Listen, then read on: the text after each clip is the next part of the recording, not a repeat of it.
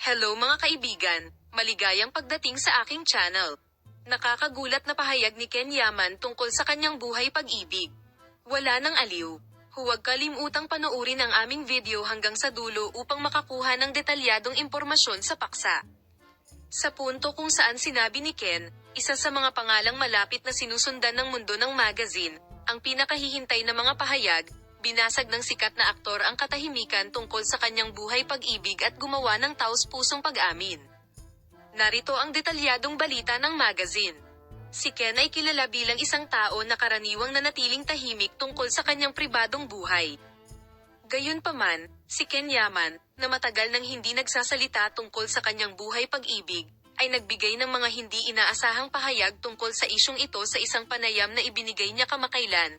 Sa pagkakataong ito ay humarap siya sa media at binuksan ang pinto sa kanyang pag-ibig.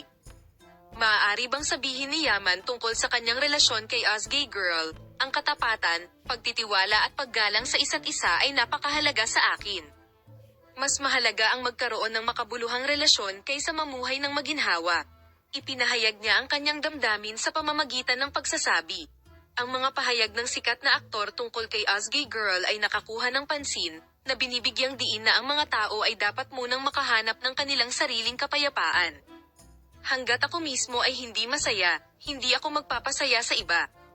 Naakit ni Azgay Girl ang kanyang mga tagahanga sa pamamagitan ng pagbabahagi ng kanyang mga intimate na larawan at mapagmahal na salita mula sa kanyang relasyon kay Ken Yaman.